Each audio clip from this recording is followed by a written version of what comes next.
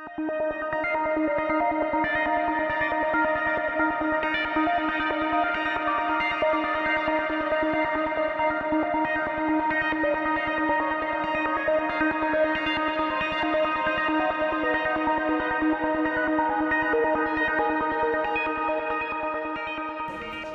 wink. You wink? You're a winker? I can wink with both eyes. Oh wow! I don't know if everybody. You should give that a straight double wink. I did. We're ready for the show. So I guess we'll just start. Thanks for coming in. Thank you for having me. Yeah. And Josh, we were gonna do me and you, and me, Paul, you and Josh, but some people have priorities. I know. So I think I kind of just want to start where we met. We met. First of all, you built this space, which is. Thank you. We're big fans, and we met you because we were doing a project in the West Village, and we were thinking of using the contractor that we were using who built the Upper West Side, and things started to kind of not go that great with that contractor. And so Paul's brother-in-law, Dan, just was doing research, and he came across your video, and he sent it to us, and he said, just watch these guys. Oh, really? Yeah. I have no idea. I had no That's idea how how this all came about. Yeah. So we reached out, and I think in the beginning, we didn't get the kind of response. We weren't getting as many responses from you. It that took a while. To this day, it still does. It's just the precedent for. But now we know that that's just how you guys are. And so I think in the beginning, no, it's not. You guys just don't ever respond, ever. No. Clients are the priority for sure. Sure. Yeah. So I was like, and I said to Paul, I was like, these guys are awesome. Like their work is phenomenal. But I was like, where the hell? Why aren't they getting back to us? And so. Well, you guys do tend to come with us with a bit of a complicated plate. But we're needy, you know. Yeah. We just need to be. We need to be. We have these projects, and we like to be coddled. But we appreciate what you guys do, because I think what you guys do, it's really open, and you just come in with no kind of preconceived things, and just allow really creative things to happen. Right. So to us as designers, that's a really we let you liberating design. Thing. You let us design. Yeah. And honestly, I'll tell you what, very few clients actually let us design the way you guys do. Well, when we were down in the financial district, you know, and someone kind of looked at you, and they're like, well, they looked at me, I think, for the design. I was like, oh, why the hell are you looking at me? Well, no, I think for us, you guys know coffee shops. You know what you need. You guys understand flow and layout and all of that, and it's just and it's great that you trust us with design, and I feel like it's been a really symbiotic relationship. Oh, it's been great. So and so you did, the 14th Street one was the first one that you guys did for us. Yep. And then we said, okay, and I remember calling you guys and saying, okay guys, so here's the deal. We have 8 weeks. We have 8 weeks to build this store, because we have to relocate one to the other. We can only be closed for 3 days. And I think when we were about a week, I think right after it had opened, I don't remember if I said to you or if I said to Josh. One of you guys were like, I didn't think it was going to happen. I think Josh. Wow. But for you guys, I personally come down and pound nails for you to make stuff happen, because I know that things like that. It's but it happened. We make it happen. It happened. Yeah. We were very, very. I mean, we were all here till 7, till we opened. Yeah. Literally, we were hammering nails till the doors open. And so we definitely appreciate all the work you guys do. And so now, and then you did 62nd Street, which is... now we have, it feels like we have a lot of really exciting projects. I feel like we're both really growing as companies. You guys are moving into some really key locations in Manhattan and Long Island City, moving the roaster over there. I feel like the aesthetic, and I feel like we're able to kind of push where we're going with the aesthetic too, because I think for us, it's exciting to be able to bring in different modern, influences into something that like heritage that we've kind of been known for, keeping that sort of core aesthetic, but being able to add modern design elements and just really mix modern and rustic in a way that doesn't feel not natural. Right. Because I feel like a lot of people try and it just doesn't flow. It's like the old material and for us, we look at a lot of like Scandinavian design and Northern European design that is our influence of like how to take that Americana and mix it with something that's new. Yeah. So You're from Texas? From Nevada. You're from Nevada. I grew up in a really small town in Nevada. Okay. Really small. Okay. So like 500 people? No, well, it's an hour east of Reno. I grew up in a really small ranching town. Has a colony and a reservation. It's in the middle of the desert. I grew up riding my motorcycle to school. Yeah, just a story I like to tell is like when I was growing up, we didn't have a JCPenney's, but we had a JCPenney's catalog store where it was just literally on Main Street. There was a small shop that just had a few things and a catalog in it, and you would go and flip through the catalog, and they would pull the phone off the wall and call, and then get all this stuff shipped to you, and you would try it on and then send it back. Okay. I didn't even know that existed. Yeah, that's how. I mean, I guess it's sort of come back around to that, like Amazon and all these retailers. Buy it that's on how, eBay store. You order 3 things, you return it. Right. That's kind of how it used to work, except it was old school. We called it a catalog store. Yeah. A rotary phone. Rotary. Yeah. And when did you leave that town? So I was a fairly troubled child. Okay. And I find that really hard to believe. Really? Yeah. No. So I went down to Louisiana and worked as a paramedic. I got an associate's degree in emergency health science. Okay. So paramedic. And I just did not like that lifestyle. I thought I was going to be helping people, and it just didn't feel like that. Okay. Just being part of the medical system and all of that, it just didn't. And I was young, I was 20, career at 20, just didn't, it was more of an escapism thing. So then I saved up as much as I could and worked like a mad person, and was after 6 months after graduating, I took off to Europe for a year and just went through Eastern Europe and North Africa, Israel, Bulgaria, Romania, like right after the wall. Like it was a wild journey. I went with my sister. She graduated high school, and that kind of gave me the wanderlust, like bug. So I came back, and I didn't really know what to do with myself. So then I went to. Were you shooting? No photography. No, I have another business, which Yeah.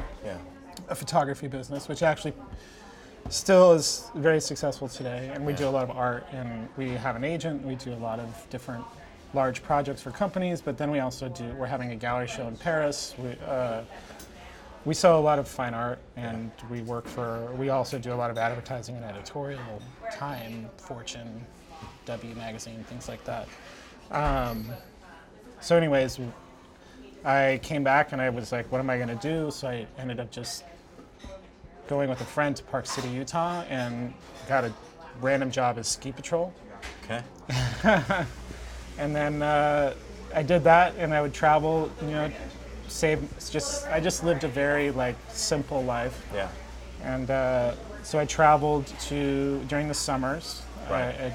And then I would go to the Philippines and Borneo and live for $5 a day and hitchhike and just really intrepid, deep travel, and then I was like, forget this, and I left for another year to go to Asia. So then I hitchhiked through Tibet. I went from Lhasa to Kathmandu. It was completely illegal at the time.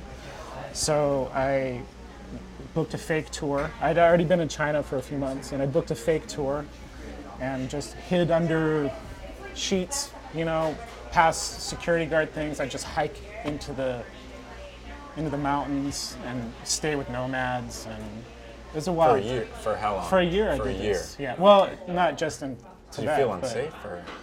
Sure, I got held at gunpoint. I got spit on, like threatened. There was some intense moments, but you just kind of like, I just put myself, in these situations where it was just like I was either gonna see the best of people or the worst of people. And you saw both. I saw both. Right. Yeah, especially in China. China's rural China's a really, really rough place. Yeah. And we talk. It's.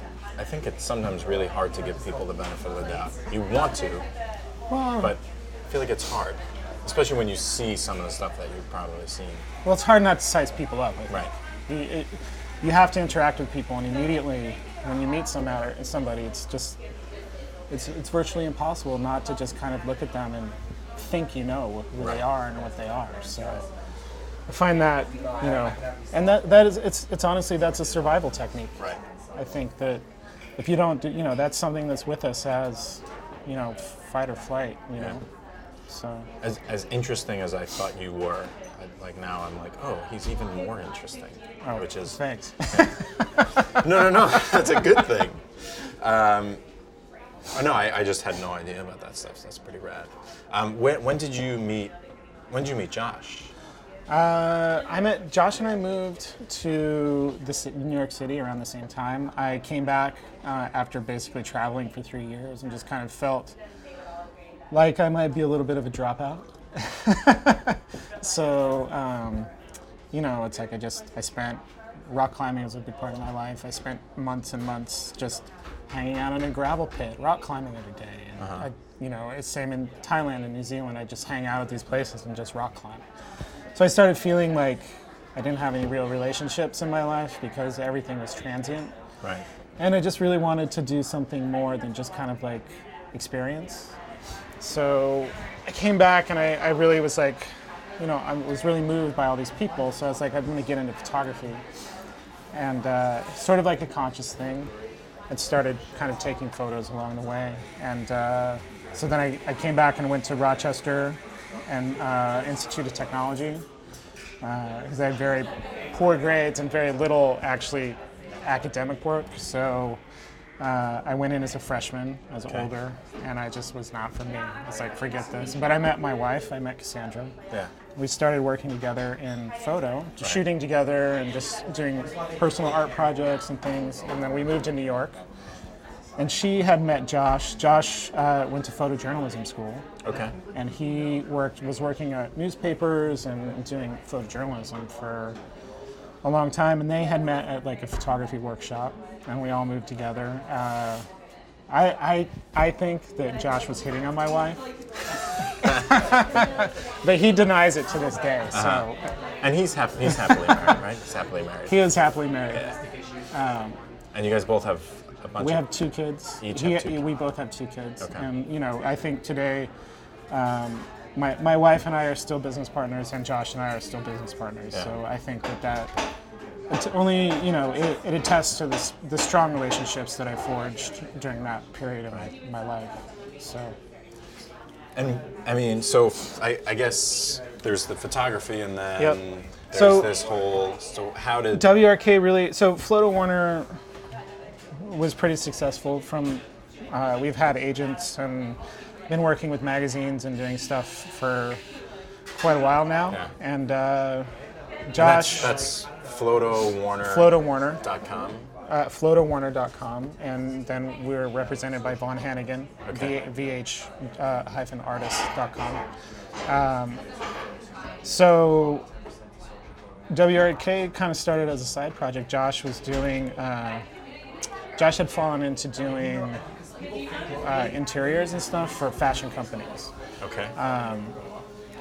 Maybe another time you can hear his story, Okay. but he started working for Ernest Sohn and doing all of their stores and all of their visuals and stuff like that. And so that company went through some changes, and we had started working on a few things. Like I had started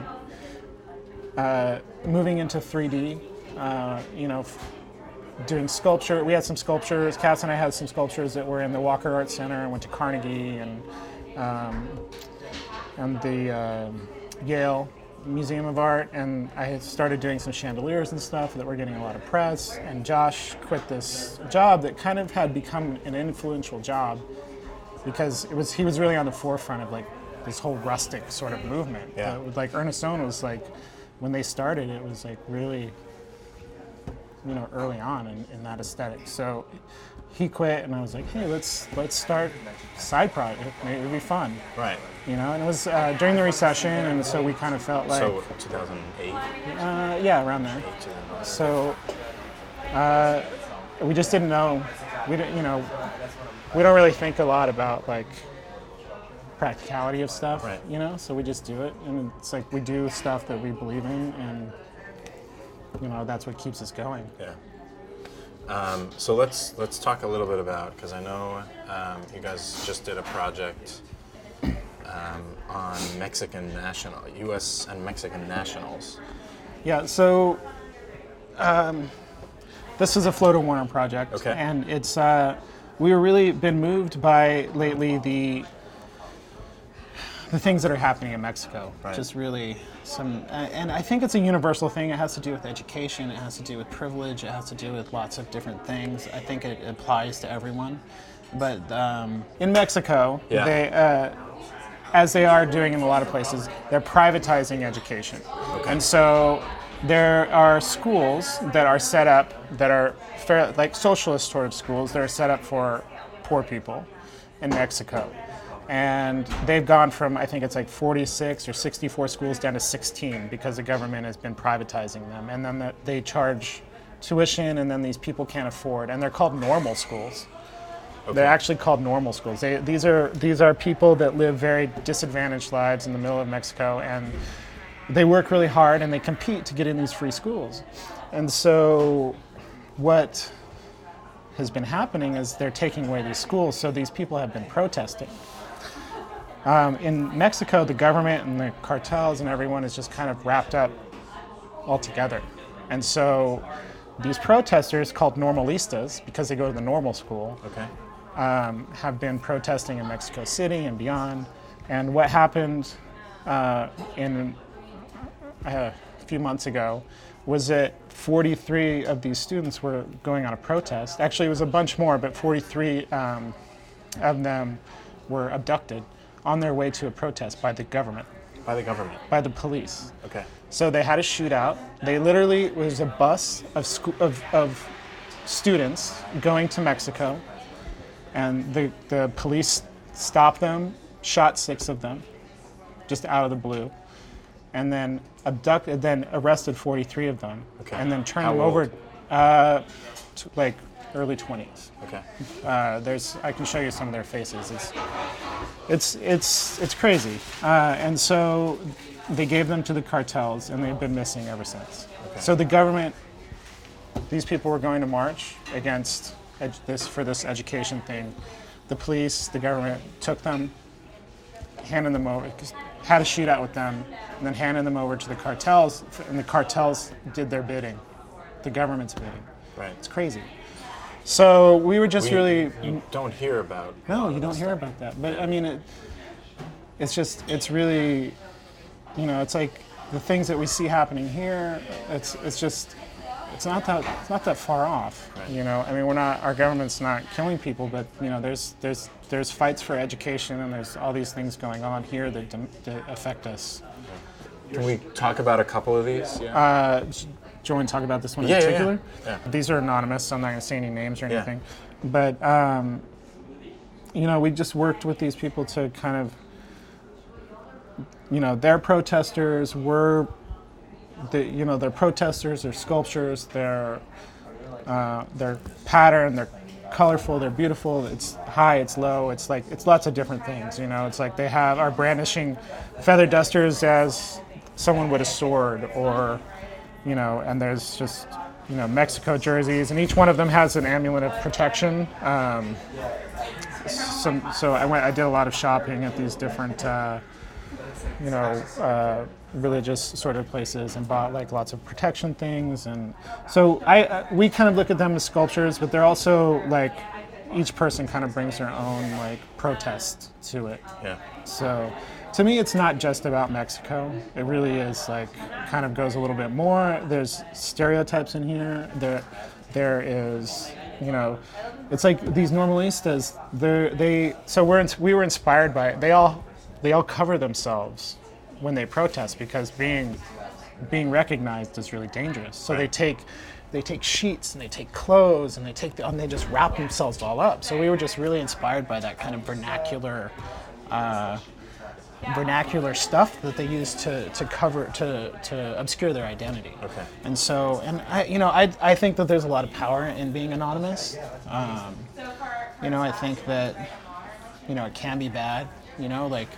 Like you go into a chat room and it's like people say and do whatever they want just because they're not held accountable. Right. But there's also a dialogue that can be taken within that, I think. That people feel, especially when you're dealing with something where you don't feel safe, it's like there's power in anonymity. Like you can organize. You can say and you can do things that you wouldn't normally do.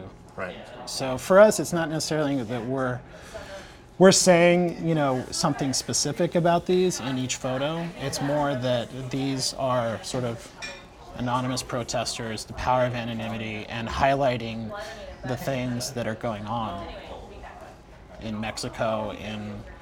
These ones are about Mexico. Yeah. These are. I mean, just the colors, and I'm colorblind, so and I can still see how. They're very how they're powerful very this vivid. stuff is. So we use very vernacular things. We did a lot of thrift store shopping. Some people brought their own stuff. Yeah. And for us, it was kind of creating something, powerful. It was, using a broom or these sort of everyday things to like elevate. So. Yeah. And I know. And we've actually talked before about this other project that you worked on. What is this project called? So this is called Color On. Okay. This is, we call them temporary sculptures. Right. So what they are is they're mostly water, and we mix in pigment to the water, and we just go out into a landscape, and then Where do you go? so these mostly in Nevada, where Okay. my friend, and then this one, we were on assignment for Fortune, and we had an extra day, so we went through and did some in Iowa. So some of Okay. these are in Iowa, and we take, it's actually a small amount of water, Okay. about I have never seen anything a like gallon, it. and then we would just because what we kind of love about photography and the other ones. We also look at them as temporary sculptures. Right. What we kind of love about photography is that it takes something so transient and sort of makes it immortal, last forever. Right. And so these liquid sculptures are truly something you don't see with your eye. It's like this liquid is frozen at like 32 to like, I forget the shutter speed, but really fast shutter speed. So when you throw these things, when we would have this little bucket of water and we would just throw it and like do it different ways and Right. do all these different things. And you have no idea. Do you just hit and it just goes? I mean, Well, one of us would be behind the camera Yeah. waiting for that thing. And, we got to kind of figure out what the best focal length and all of that was. And then we would just experiment, just start doing these things. And we were approaching them like sculptures. Yeah. I love the So- shadow. Yeah, I think the shadow is key because a lot of people think we just dropped in the background. So there's actually no Photoshop in these. Right. They're truly like exist as like as sculptures, and for that millisecond, it's like it truly is like a 3200ths of a second. Like Yeah. that's how long that thing exists like that. So Right. to us, that was really interesting, and the shadow adds like a grounding to it. Yeah. So. And so, is there one thing that you enjoy more, or do you enjoy I think differently? for me, it's just about being creative. It's Yeah. a creative process. It's the same thing with design. What we do for you guys, Right. and we have a lot of other clients that we do design with, and It's really about just doing something that's exciting and creative and fun. It's Right. not. It's I think I don't really believe in specialization. You know, I think that you should, you know, if you have a passion for something, you should just do it. Right. And so I think that you have to have dedication and work hard because you can't just, you know, think that you can just do something that's going to be out there and be amazing. It's like you have to put a lot of work into making things happen. It's like we put a lot of work into making WRK happen. So now that we have a client base, you know, we're doing projects and, you know, like, you know, substantial projects in Manhattan. Right. Now we can really experiment, Yeah. you know, because people trust us. Well, and people, so people trust like you. Well, yeah, but people, it's funny because people come to us, they see this. Yeah, we're your front line. Right. Yeah. But they see this and then they say, okay, who did this? Because I have a project, and there are times where I'm like, because we always want to recommend you guys, and Sure, but you're like, we're also can they like, handle well, it? can they handle it? Because we Because want ours to be a priority. Sure. There's some selfishness, I get it. But I think for the most part, I mean, we've always sent everybody your way, just because we trust you implicitly. And there are times where you've shown me some stuff, and I've been like, I don't see it, but whatever. I think you know. 62nd Street was like that, right? 60 seconds, like when you showed me Like the tile, I was like, the wallpaper and all that. You're like, I don't know, man. yeah. And you're like, no, it's gonna be It's okay. gonna be good. It's gonna be, it's gonna be okay. And it was, and that's just, you know, you're like, no, we're gonna spray this stuff on the stainless steel and it'll look good. It's like, Oh, okay. all right, I guess. Yeah, no, I mean, I think that's. You guys are great like that. I think.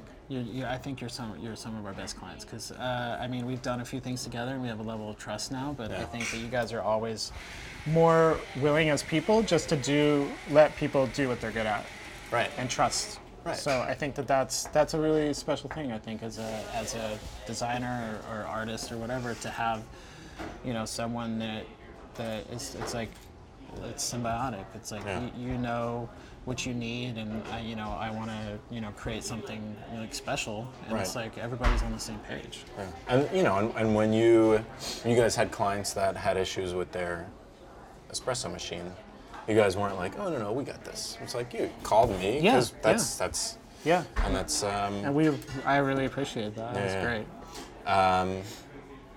So yeah, we like to kind of we know what we do really well, and we know what other people do really well. Yeah. And I think recognizing Not that, everybody sees that. I mean, I know. definitely, especially houses. Like we do a lot of high-end houses. Okay. And Residential stuff. Residential, I think. Well, because people really, it's an extension of them more so than maybe something like this. You know, it's like they want their bedroom to be part of them. Right. So, but they hire us because they like what we do. But then it's like, so it's constant. You know, what do you think of this? What do you think of this? What do you think of that? You know, and then guiding them towards a certain thing that you think will be better.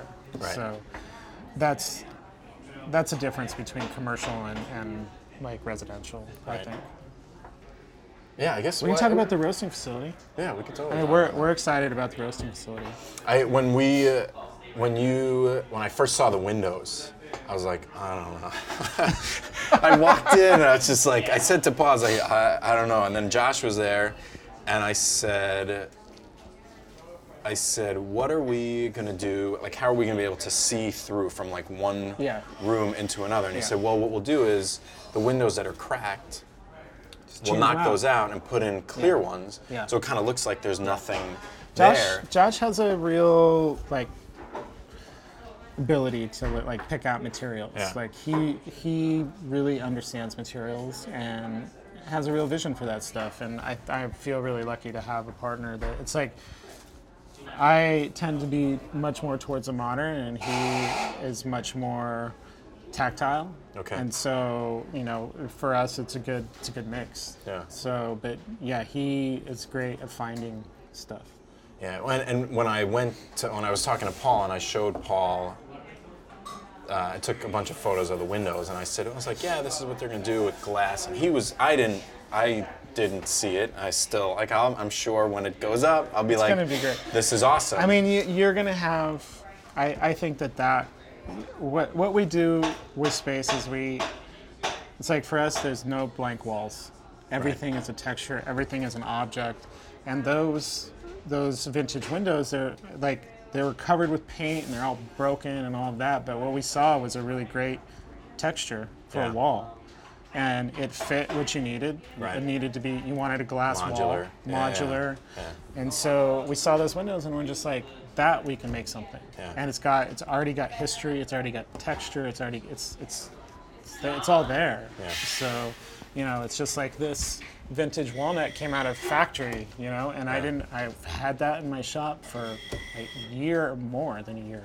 And just sitting there in a pile, I was like, I'm gonna use this someday. Yeah. One day. So, yeah, and it's like vintage walnut that's like with some sort of, I don't even know what it was, but we pulled it out of the factory. It makes this thing look like it's been, and this is just it's wood. just normal pine, and then it just kind of gave it a finished quality that gave it in that next level. I guess one thing I do want to talk about is we closed on a hotel upstate. Awesome. So Josh and I do a lot of personal projects as well. Right. So we just bought an old colony, 18 cabins with the central house in the middle. Okay. And so we're gonna Where upstate? It's it's in Mountaindale. Okay. It's an hour and 45 from the city. Okay. And it's between Ellenville and Monticello. Okay. It's in the Catskills. Off 17. Yes, exactly. Are you impressed? With that? Yeah. So we're just really excited about upstate. I think there's a lot of really interesting things going on, and really. Who's gonna run it? We hired some old employees. Okay. They had moved to Florida. They're very hands-on. They really live the Etsy sort of lifestyle. Always making little things, and they're really into farming. And I just feel like upstate it's like it's a really genuine sort of thing that's going on. It's like people. Dog friendly? Sure, dog friendly. Okay. Yeah. They have a dog. I think we'll probably allow people to have a dog. I don't know. I mean, what do you do? Huh? I'm not sure. All right. We haven't really talked about it, Okay. but Well, I would until like there's to a be able to problem. go with my dogs. Yeah, but some people don't want to interact with your dog. I know, but I'll have my own cabin. Yeah, but then we're going to run around. 11 acres. Okay. What do you think? What's your call? Would Dogs. you let dogs? Okay. Yeah. There's a dog there, so I don't feel like they have a dog. So why wouldn't we let people bring dogs? Yeah. Okay. We're gonna try that's not on the limit- record. Yeah. Well, we're going to try not to limit anything, and then until Okay. we have to. Nudity. If somebody wants to, we're calling it the Glen Wild. Okay. So And you're redoing all. We're gonna redo all the cabins, cabins. and just make them like over the top. So just really unusual, unique places. It's a really amazing bones. It was a group of people that collectively bought this piece of property in the 40s, and they holidayed there for years and years, and now they're all really old Okay. or dead, Right. and they just wanted to turn it over. Okay. So we bought it, and they're gonna run it, and we're gonna just hopefully create a great community, because I think that there's people that are moving up there that do farming, that do restaurants, that just are taking this Brooklyn, DIY sort of thing and going upstate and doing it for real, You'll sell or you'll rent them out, like people can stay there? It's gonna be, we'll host it on Airbnb, and then we'll also have a website for booking, and it'll be like hopefully it'll be a legit hotel. Very cool. So. And how big is each cabin? 1 and 2 bedrooms. Okay. They vary. So Kitchen, everything. living room, bedrooms, 2 bedrooms. Most of them are That's- 2 bedrooms. It's like a big undertaking. It's big. Yeah, Yeah. I mean, we don't do anything small. No, I know. But but you do stuff that you enjoy. Yeah, And I think that's the most important thing. Yeah, I think this is something that having 2 kids, and it's like we're always just looking for something beyond a hotel room. Right. That's Will you have your own cabin? No, well, it's just if there's one that's open, then we'll just take it. Okay. But I think for us, just to stay, to go upstate, we just want to be immersive. And it's like I don't want to just rent a single hotel. You know, it's like I have to rent 2 hotel rooms and, you know, traveling with. So you just bought one. So I felt like there was, you know, a need. For sure. So. And is there a timeline? Have you figured that out? Well, I mean, we hope by summer we hope to have 10 cabins up and going, and then some amenities. We're gonna have like a little general store that sells like organic meat, and eventually we like to have a farmer's market, coffee. We'll have Birch coffee for sure. But we're gonna keep it simple. There are two people that are gonna run it, and they have a real vision for it as well. So we're gonna let them really kind of, you know, do what they're good at. Do what they do. Yeah. And so we're renovating now, and we'll hopefully be up and going by spring, summer. Very cool. Perfect time. Yeah, I think so. I mean, it's really a summer place. I think we'll get some winter because there's Hunter up there, and there's a few winter things, but I think mostly summer. So. Very cool. Yeah. Well, I know you're just keeping busy. It's awesome. Yeah, we're very active. It's a lot to juggle, but you know, I have 2 great partners. I think that's the most important part. Is that Cassandra really is what, you know, the force behind Floto Warner, and Josh really keeps WRK. I like to say that I'm the lesser half of 2 great partnerships. Right. You know, because I have to split my time. Yeah. You know, so, and then I have a family and all that, and I'm here doing things like being interviewed on a Sunday. Stay real. We'll just throw that out there. Right? Cool. Well, I don't want to keep you any longer. No, I'm just joking. I don't have to. Let's go for Spitfire. Ready? Spitfire. So, don't think, just answer. Okay. Okay? Okay. First thing that comes to your mind. Okay. I mean, it's not going to be that deep. Can it be the same thing over and over again? The same question over and over again? No. Okay. Do you know self-defense or any martial arts? No. Okay. Do you own any inflatable furniture? Yes. Okay. Do you want to elaborate on that? Or I know. I think sure we have. Who doesn't have an inflatable bed? I don't. What? Do you have friends? Do they stay at your Not house? many. No. Not many, and no. So I didn't know this was such personal questions.